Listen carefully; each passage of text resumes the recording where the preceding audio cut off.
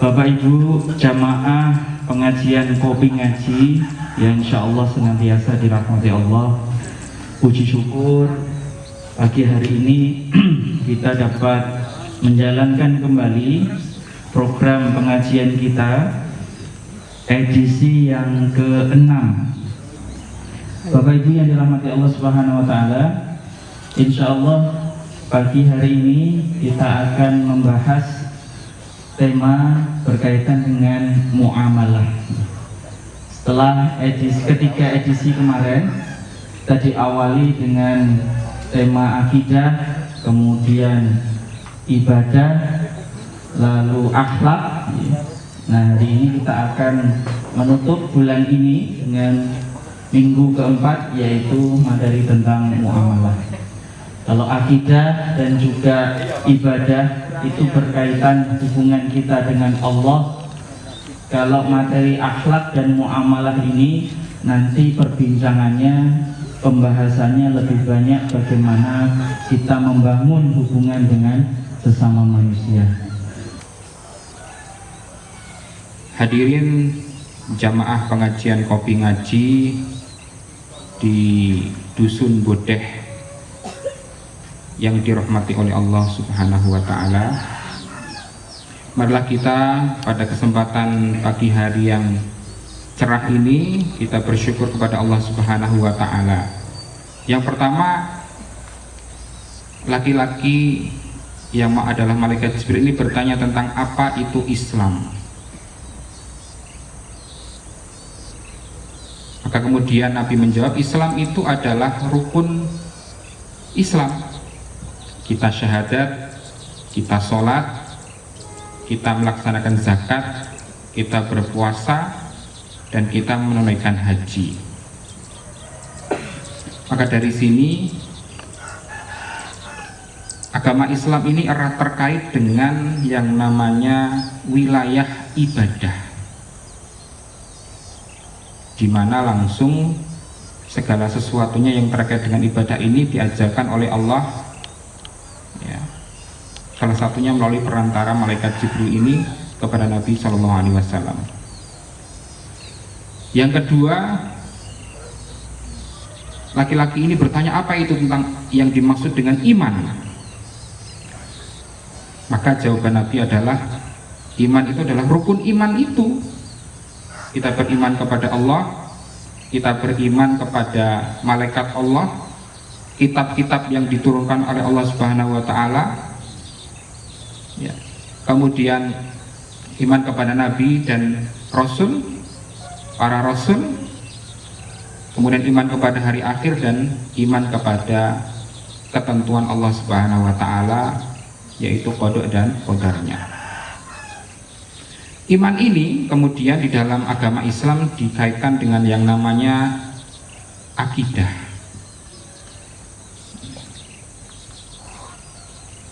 Dan yang terakhir yaitu Nabi ditanya tentang apa itu ihsan.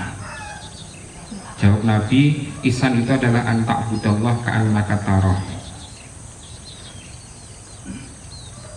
yaitu kita menyembah, beribadah kepada Allah Subhanahu wa taala seakan-akan Allah itu ada di hadapan kita.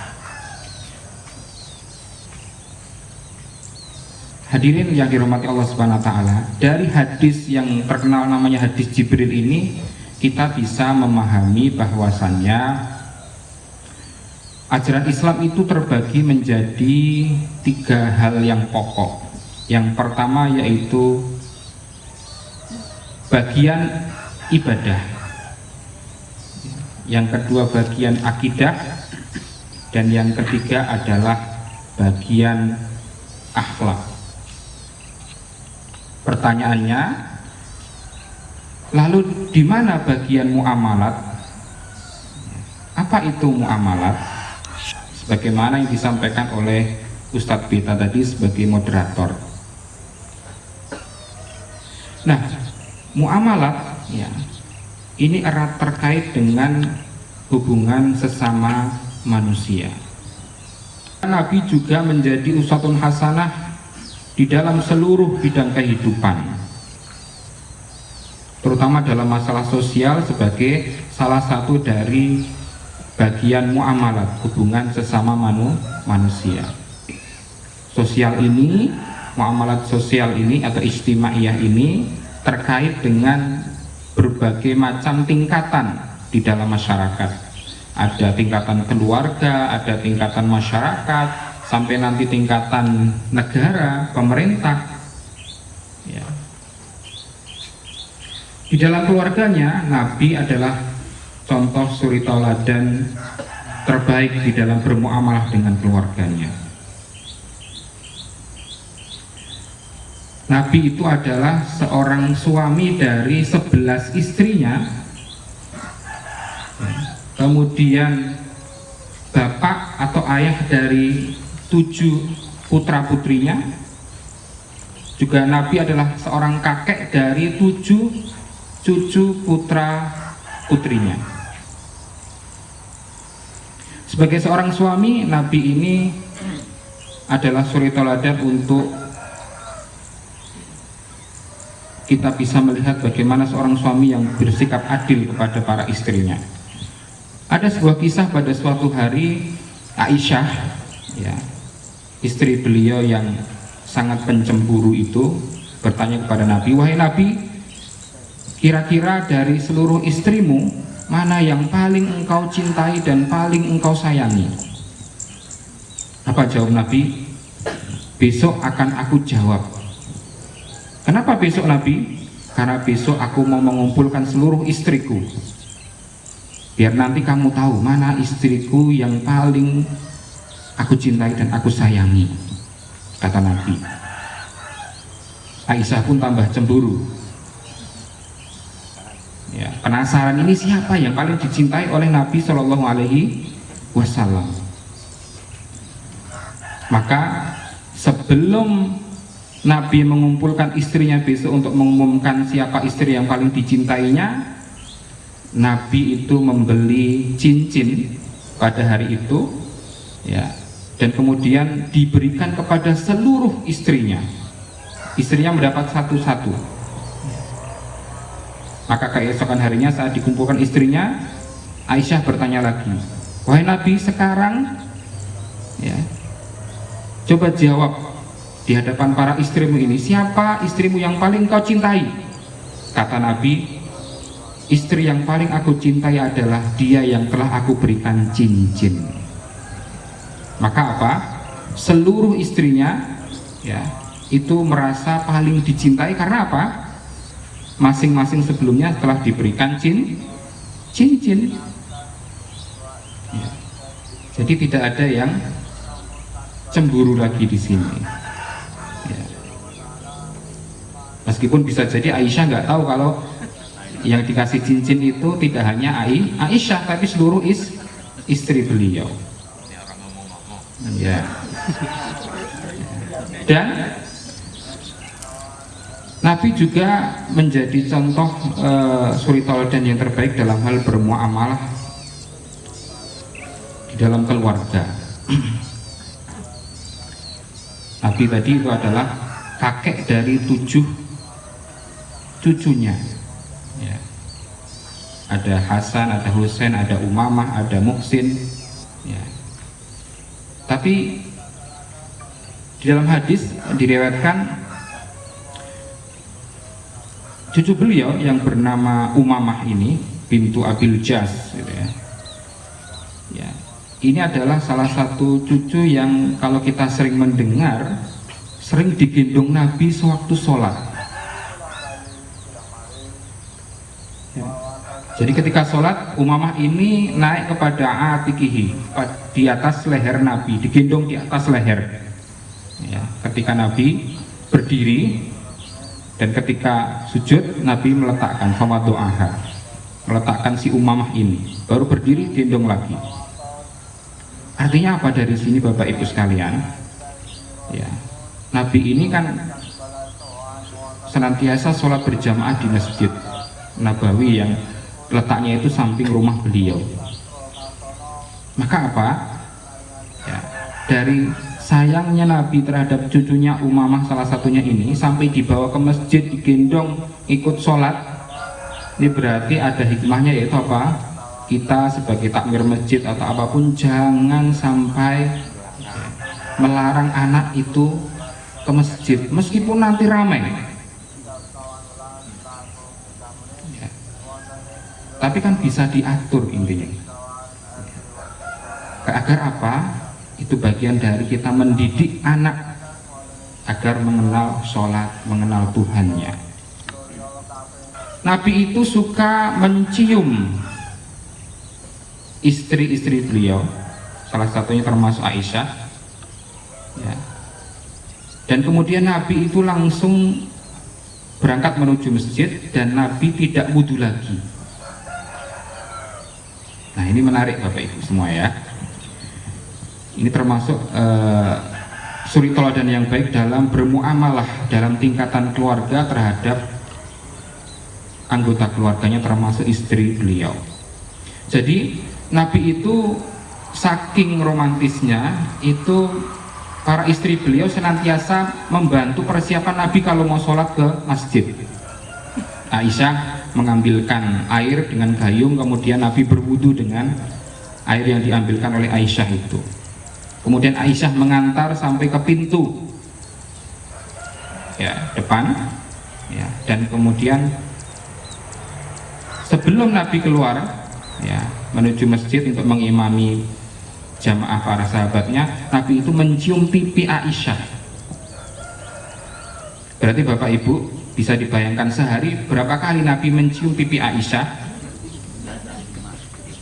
Pinten Pak? Ya, minimnya 5 kali itu ya, minimalnya. Sekarang pertanyaan Bapak Ibu-ibu semuanya di sini, berapa kali dicium oleh suaminya dalam sehari? Jangan malu, orang ini Aisyah aja bercerita kepada sahabat Urwah. Setahun sekali? Ya. Lebaran itu ciumnya cuma kening saja ya. Wis Bu, wis biasa. Ya. Tapi Nabi itu minimal 5 kali sehari mencium pipi Aisyah atau istri nisa'i, istri-istri beliau. Ya. Jadi ini sangat menarik ya. Dan dari hadis itu yang menarik juga, Nabi tidak mengulangi wudhunya. Nabi langsung pergi masjid mengimami para sahabatnya. Maka dari sini ada pendapat ya di dalam fikih bahwasannya ya menyentuh ya istri ya suami itu tidak membatalkan wudhu. Nah, hadirin jamaah rahimakumullah, Nabi juga menjadi suri tauladan, uswatun hasanah yang terbaik ya, di dalam hal muamalah, terutama tadi dalam bidang sosial dan politik ya. Kalau tadi tingkatannya keluarga, sekarang tingkatannya muamalah, tingkatannya masyarakat ya, di mana Nabi itu ya dalam satu riwayat dijelaskan suka menghadiri kalau beliau itu diundang untuk kegiatan apapun oleh tetangga-tetangganya. Salah satunya ada tetangganya seorang yang beragama Yahudi. Nabi diundang makan ya, dan Bapak Ibu tahu semuanya apa yang dihidangkan ketika undangan makan itu. Nabi hanya diberikan menunya itu roti gandum dengan acar, Bu, Bapak Ibu semuanya. Dan Nabi datang saja gitu ya. Artinya apa? Inilah salah satu suri tauladan terbaik kita, yaitu Nabi Shallallahu Alaihi Wasallam di dalam hal muamalah, terutama dalam hal bermasyarakat, sehingga Nabi tidak pernah melihat status dari tetangganya ini mau beragama Islam maupun tidak ya. Karena secara umum kita boleh menerima hibah, pemberian, hadiah dan lain sebagainya, undangan dari mereka non muslim, apalagi tetangga kita gitu ya. Tidak membedakan mana yang kaya, mana yang miskin ya. semua beliau hadiri. Selanjutnya dalam tingkatan negara, pemerintah, beliau itu adalah seorang presiden atau pemimpin negara Madinah saat itu. Maka Nabi bisa kita ambil suri tauladannya dalam hal bagaimana Nabi itu menjadi seorang pemimpin. Beliau adalah sosok pemimpin yang toleran, menghormati rakyatnya, tapi juga tegas. Dalam sebuah riwayat diceritakan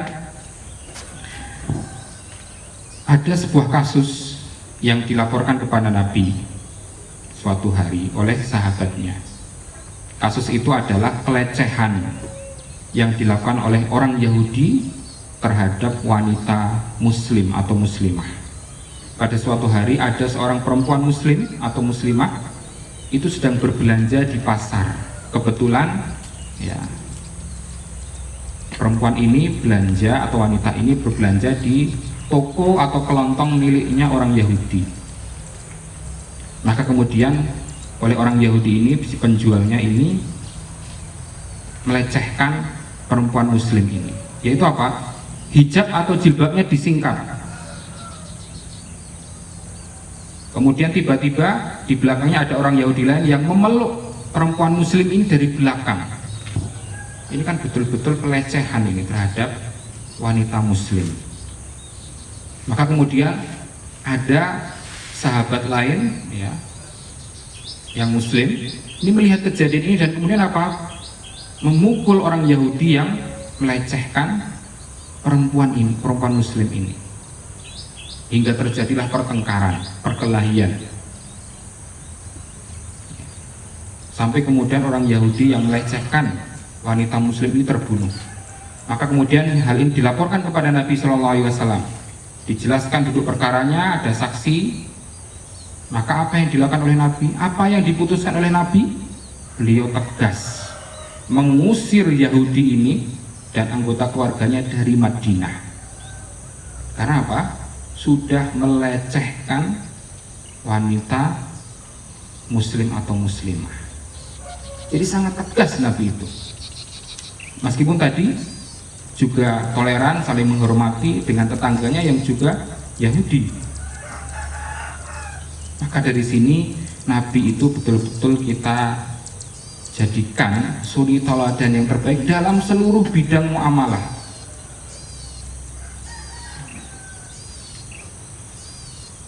Nah, selanjutnya salah satu bidang ya, atau bagian dari muamalah hubungan sama manusia yang paling penting itu terkait dengan yaitu ekonomi dan bisnis. Ya. Kita tahu Nabi itu tidak hanya sebagai seorang suami yang tadi adil, romantis, kakek, ayah, ya, tetangga yang baik, pemimpin yang baik.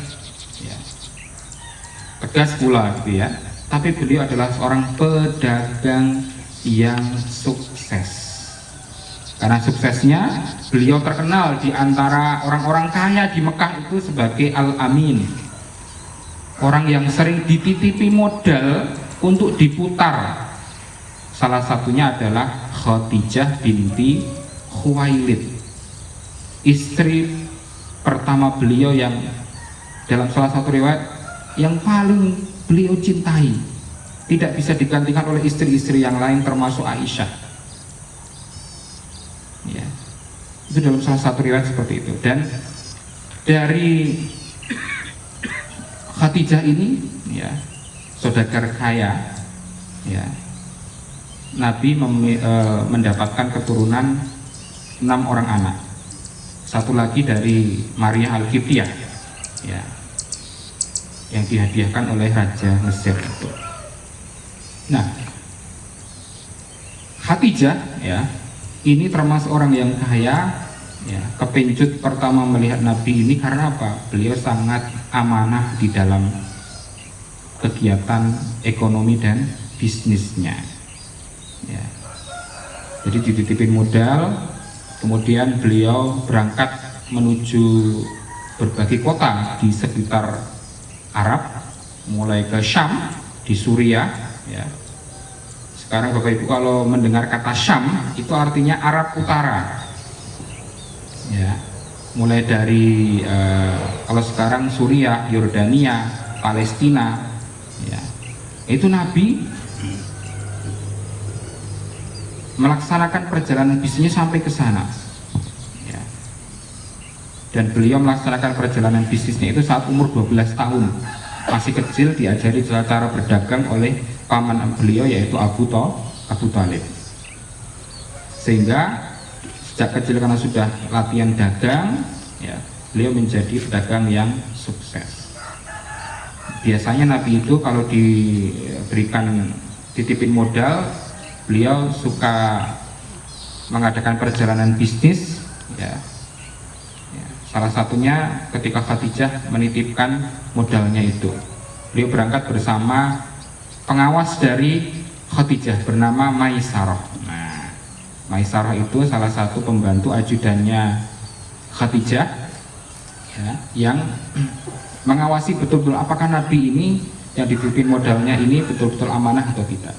Ternyata memang amanah dan untung besar. Apa saja prinsip-prinsip bermuamalah ya, khususnya di dalam hal bidang ekonomi dan bisnis tadi, perdagangan ini. Para ulama ya membuat suatu kaidah fikih yang penting ya. Bunyinya adalah al-aslu fil muamalati al-ibahah. Pada dasarnya dalam hal kegiatan muamalah, hubungan sesama manusia ya, entah itu bertransaksi jual beli, menyewa ya, baik itu nyewa barang, jual beli barang atau jasa ya, itu pada dasarnya dibolehkan, tidak diharamkan ya. Sehingga apa? Aturan-aturan Allah Subhanahu wa taala dalam hal ini, dalam hal muamalah khususnya dalam hal ekonomi dan bisnis ini ya, yaitu memperbaiki kegiatan-kegiatan ekonomi bisnis yang sudah ada saat itu agar sesuai dengan nilai-nilai dan ajaran atau syariat Islam. Sebaliknya di dalam hal ibadah ya, al-aslu fil ibadati at-tahrim ya, dalam hal ibadah awalnya kita itu diharamkan ya. Karena apa? Segala sesuatunya harus ada aturannya dari Allah Subhanahu wa ta'ala. Sementara dalam hal muamalah tadi ya, kita boleh ya bertransaksi dengan bentuk apapun ya, asalkan ya tidak melanggar aturan-aturan Allah yang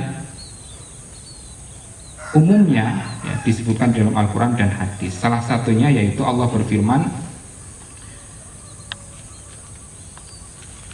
di dalam surat ya, Al-Baqarah maupun surat Al-Maidah, Allah Subhanahu wa taala itu mengharamkan al-maitah wad-dama walahmal khinzir wa ma uhilla bihi li ghairillah.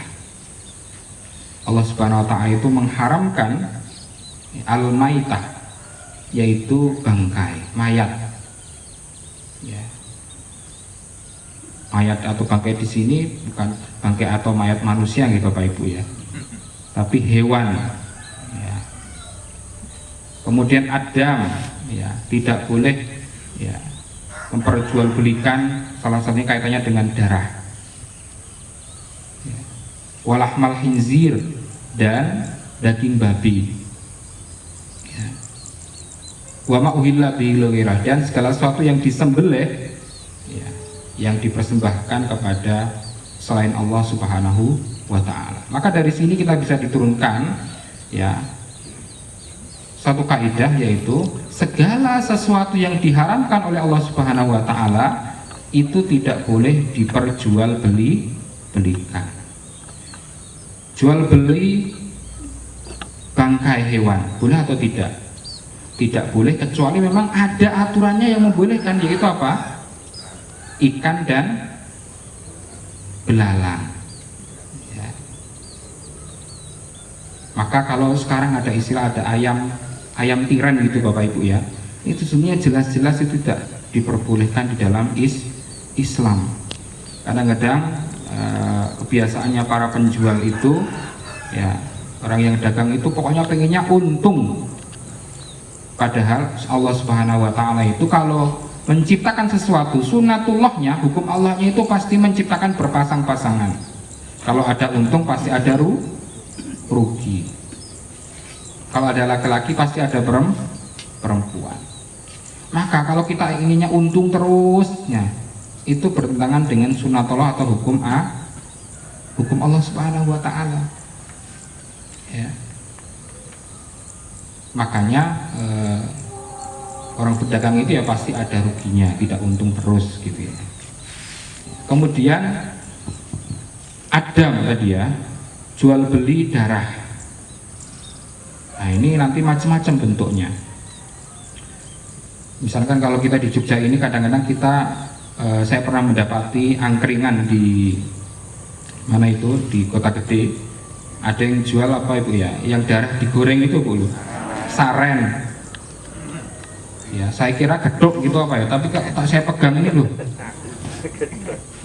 ternyata ya, getih loh nih gitu. Nah itu tidak boleh. Lalu pertanyaannya Pak Ustadz, bagaimana kalau ya kita jual beli donor darah, boleh nggak itu? Kalau anggota keluarga kita membutuhkan transfusi darah, ya, donor kita harus banyak, harus mendonorkan, boleh nggak seperti itu? Itu diperbolehkan karena apa? Prinsipnya adalah saling tolong menolong. Maka kalau kita sedikit memberikan sesuatu hadiah, ya bukan upah ya, kepada orang yang memberikan donor darah kepada anggota keluarga kita atau kita, itu diperbolehkan. Ya. Yang ketiga tadi ya, daging yang memang secara spesifik, secara khusus dilarang oleh Allah Subhanahu wa taala, yaitu daging babi, lahmal khinzir, ini tidak diperbolehkan. Sehingga nanti turunannya ya jual apa namanya babi guling dan lain sebagainya, itu tidak diperbolehkan bagi kita orang Islam. Nah, yang jelas di dalam hadis yang lain ya, Nabi SAW itu melarang dari ansamanil kalbi ya, dari menjual anjing ya. Ini hadisnya jelas ya. Tapi yang menarik setelah hadis itu adalah wasinuri ya. Ya, sinuri itu kucing. Jadi anjing dan kucing itu disebutkan oleh Nabi tidak boleh diperjualbelikan. Masa sih Ustadz, masa kita nggak boleh melihara kucing gitu ya?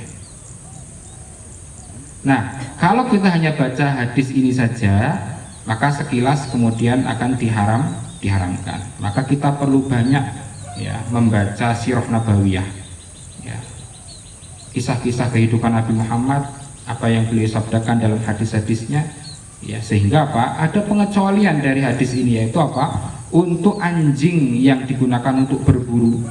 Bapak Ibu semuanya kalau tinggalnya di Sulawesi Tengah atau di mana, di NTT ya, itu ada sekelompok orang yang suka berburu, atau anjing ini kita gunakan sebagai penjaga untuk menjaga hewan ternak misalkan, itu diperbolehkan.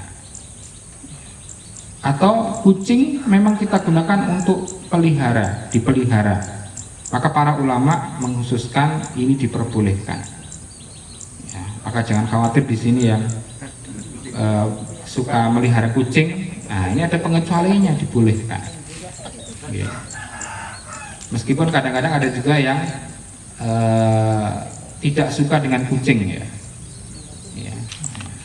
Sehingga Bapak Ibu semuanya, dari sini ya kaidah yang penting tadi, al aslu fil muamalati al ibahah tadi, memberikan hikmah, yaitu apa? Kalau di dalam hal muamalat, hubungan sesama manusia, itu Islam memberikan keleluasaan. Ya. Kita dibolehkan bertransaksi apapun kecuali memang ada dalilnya, ada ayatnya, ada hadisnya yang melarang. Sebaliknya di dalam hal ibadah, ya, kita harus melaksanakan sesuatu itu sesuai dengan apa yang telah ditentukan oleh Allah dan Rasulnya. Mulai dari tadi, ya, shollu kama ra'aitumuni usolli, atau khudhi anni manasikakum, ya. Ambillah tata cara berhaji, manasik haji itu dari apa yang aku kerjakan sewaktu haji. Ya, hadirin jamaah rahimakumullah, itu baru prinsip yang pertama, ya, dan terpenting di dalam muamalat khususnya, yaitu bidang ekonomi dan bisnis. Ya, insya Allah akan kita lanjutkan kalau ada kesempatan dan waktu pada pertemuan yang akan datang, dan kurang lebihnya itu yang dapat saya sampaikan. Semoga pagi hari ini kita mendapatkan keridhaan dan keberkahan dari Allah Subhanahu wa Ta'ala. Wallahu a'lam bishawab. Wassalamualaikum warahmatullahi wabarakatuh. Assalamualaikum warahmatullahi wabarakatuh. Mungkin sebelum ditutup, ini biasanya 5 menit terakhir ada sesi tanya jawab, ya. Berkaitan dengan muamalah, Bapak Ibu, monggo jika ada yang mau ditanyakan, boleh silakan. Kunci. Assalamualaikum warahmatullahi wabarakatuh. Perkenalkan, nama saya Asriyadi. Ya, pertanyaan saya, Ustaz, ini menyangkut tanah hibah. Contoh misalnya, seseorang memberikan tanah hibah untuk kegiatan sosial, membangun masjid atau sekolah, tapi dalam kurun waktu yang lama itu belum melakukan progres untuk pembangunan. Bolehkah kita mengambil kembali tanah hibah itu dan jual? Itu ada kasus, Ustaz, di salah satu tempat saya, itu kejadian dan dijual kembali. Mohon pencerahan, Ustaz. Syukron. Assalamualaikum warahmatullahi wabarakatuh. Warahmatullahi wabarakatuh. Nama saya Sumardi dari PLN Amat Jawa Timur. Yang mau kita tanyakan bahwasanya umat manusia itu sering mengakali. Zaman Yahudi dulu juga begitu. Sementara di orang Jawa kita ini juga ngakali. Kembali kepada yang ayam tiren tadi, jelas itu dilarang hukumnya, tapi terus oleh orang-orang kita itu dipergunakan untuk makanan ikan. Lantas bagaimana hukumnya dengan ikan itu sendiri diberi makan barang yang haram? Apakah akan jadi halal lagi atau bagaimana? Terus kemudian ijon itu memang dilarang, tetapi yang menjadi budaya kita adalah orang nebas padi itu sudah dalam keadaan menguning, jadi sudah kelihatan itu stok meter berapa, jadi berapa on udah ketahuan bagi penebasnya. Tetapi kalau bagi petani ya nggak tentu itu nanti jadi berapa on, nggak tahu. Tapi bagi ahlinya, oh ini sekian akan keluar sekian, bisa ditaksir seperti itu. Mohon pencerahannya. Assalamualaikum warahmatullahi wabarakatuh. Bismillahirrahmanirrahim. Terkait dengan hibah, ya, oleh karena itu ada beberapa solusi yang ingin saya tawarkan. Yang pertama, memang banyak kasus, ya, terkait dengan pengambil alihan kembali dari ahli waris, ya, atau keturunannya terhadap sesuatu yang sudah dihibahkan atau diwakafkan. Ya, dari sini kita bisa ambil pelajaran ketika kita ingin menghibahkan, ya, itu harus ada hitam di atas putih, dibuat di atas materai dan lain sebagainya, ada saksi-saksinya, ya. Apalagi kalau itu wakaf, ya.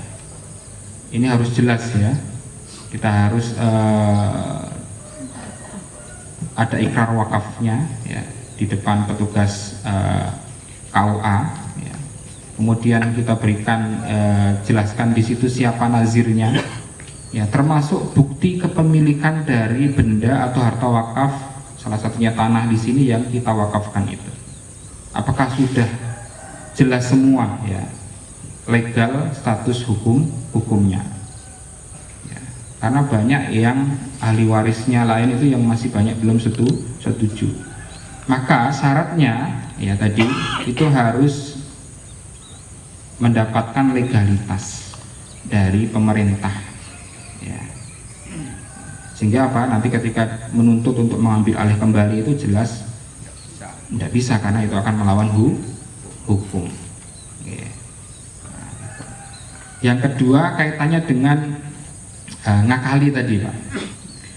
Di dalam istilah fikih juga sebetulnya ada istilah ngakali fikih itu sebenarnya bisa ya.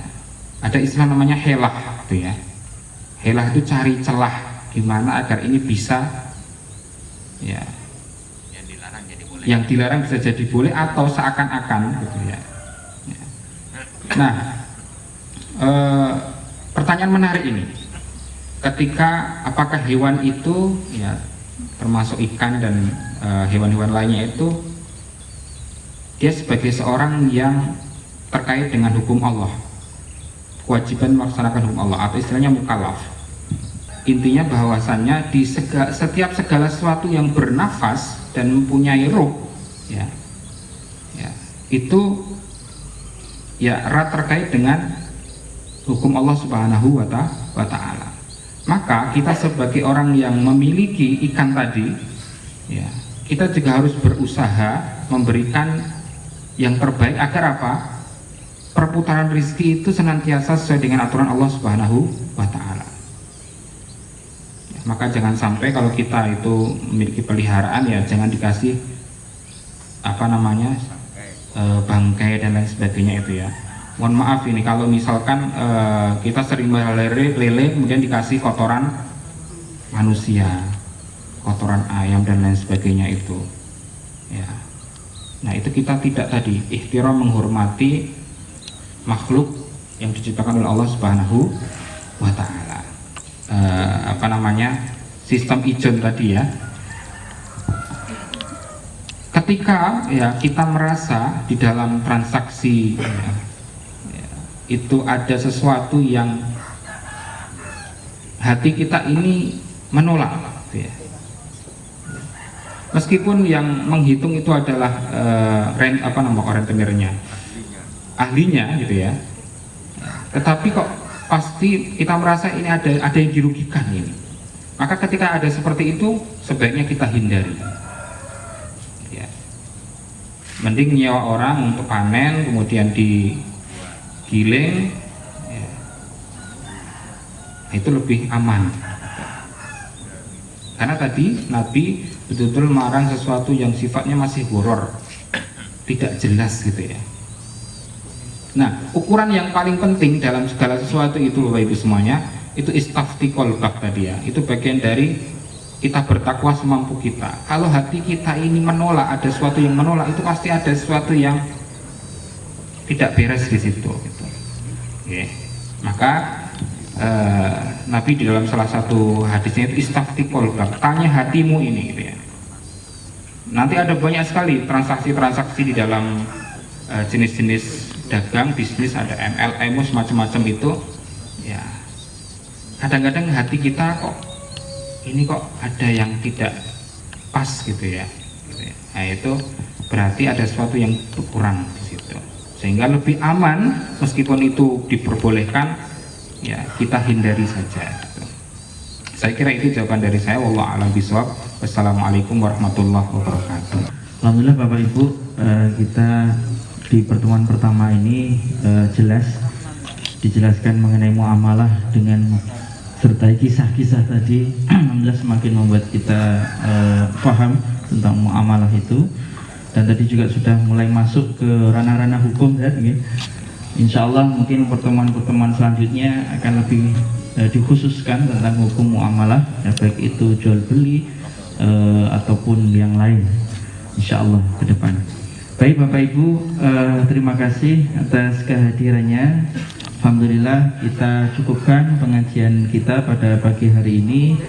Sebelum saya akhiri, informasi infak pada Sabtu 26 Februari 2022. Alhamdulillah terkumpul hari ini Rp541.000. Ya, total saldo setelah ada biaya operasional dan lain sebagainya, total saldo sebesar Rp811.000. Mudah-mudahan berkah infak dari Bapak Ibu semuanya dan diganti dengan yang lebih baik dan lebih banyak dari Allah. Kita akhiri dengan membaca hamdalah. Alhamdulillahirabbil alamin. Billahi taufiq wal hidayah. Wassalamualaikum warahmatullahi wabarakatuh.